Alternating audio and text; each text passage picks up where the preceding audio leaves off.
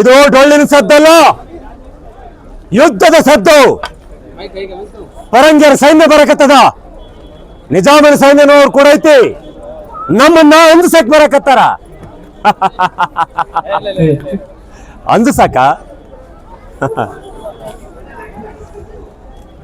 ನಮಗ್ ಅಷ್ಟೇನ ಮಾಡ್ತೀನಿ, ನಾನು ಕಟ್ ಮಾಡ್ತೀರಲ್ಲ. ಕೂಡ ಐತಿ, ನಮ್ಮನ್ನ ಅಂಜಸಕ್ ಬರಕತ್ತಾರ. ಅಂಜಸಕ ಕೋಟಿ ಗೋಡಿಗಿಂತ ನಮ್ಮ ಜನರ ಗಟ್ಟಿ ಐತೆ ಅನ್ನೋದು ಇನ್ನವ್ರಿಗೆ ಗೊತ್ತಿಲ್ಲ. ನಾನು ಕೊಪ್ಪಳದ ವೀರಪ್ಪ ದೇಸಾಯಿ,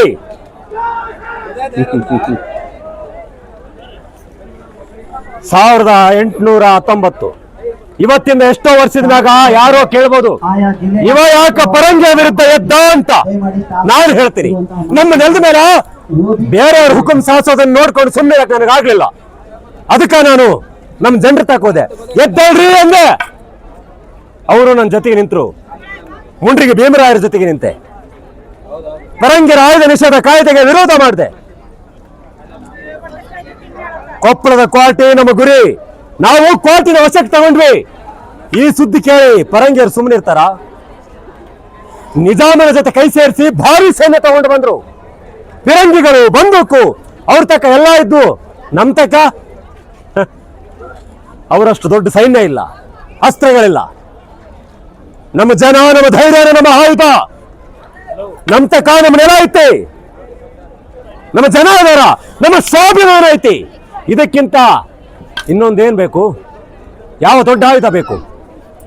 ಇವತ್ತು ನಾವು ಸೋಲ್ಬೋದು, ಗೆಲ್ಬೋದು, ನಾಳೆ ನನ್ನ ಜೀವನ ಹೋಗ್ಬೋದು.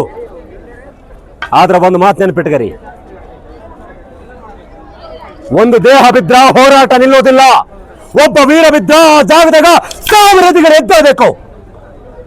ನಾನು ಅವತ್ತವ್ರಿಗೆ ಗಂಜೆ ಓಡ್ಲಿಲ್ಲ, ಮಂಡಿ ಓಡ್ಲಿಲ್ಲ. ನನ್ನ ದೇಹದಾಗ ಕೊನೆ ಉಸಿರು ಇರೋ ತನಕ ಹೋರಾಡಿದೆ. 1819ರಲ್ಲಿ ನಾವು ಕತ್ತಿ ಎತ್ತಿದ್ದು ಕೇವಲ ಕೋಟೆಗಾಗಿ ಮಾತ್ರ ಅಲ್ಲ, ಈ ನೆಲದ ಮೇಲೆ ನಮ್ಮ ಹಕ್ಕು ಐತೆ ಅಂತ ಹೇಳೋದಕ್ಕ. ಹಂಗ ನೀವು ಹಕ್ಕಿನ ಸಲುವಾಗಿ ಹೋರಾಡಬೇಕು, ಹಕ್ಕನ್ನು ಉಳಿಸ್ಕೊಳ್ಬೇಕು.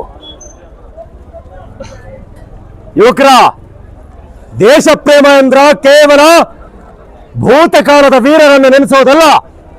ನಿಮ್ಮ ಕಾಲದಲ್ಲಾದ ಅನ್ಯಾಯವನ್ನು ಗುರುತಿಸಿ ಸತ್ಯದ ಪರ ನಿಲ್ರಿ. ಸಂವಿಧಾನ ನಿಮ್ಮ ಕೈಯಲ್ಲಿರೋ ಶಾಂತಿಯುತ ಹೋರಾಟದ ಒಂದು ಮಹಾ ಆಯುಧ. ಅದನ್ನ ಓದ್ರಿ, ಅರ್ಥ ಮಾಡ್ಕೊರಿ, ಉಳಿಸ್ಕೊಳ್ರಿ.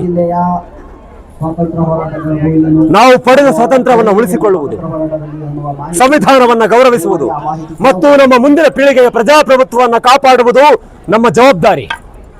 ಇದಕ್ಕಾಗಿ ಆ ಸಂದರ್ಭದಲ್ಲಿ ನಾವು ಸ್ವತಂತ್ರಕ್ಕಾಗಿ ಹೋರಾಡಿದೆವು. ಯಾರೋ ಜೈಲಿಗೆ ಹೋದೆವು, ಯಾರೋ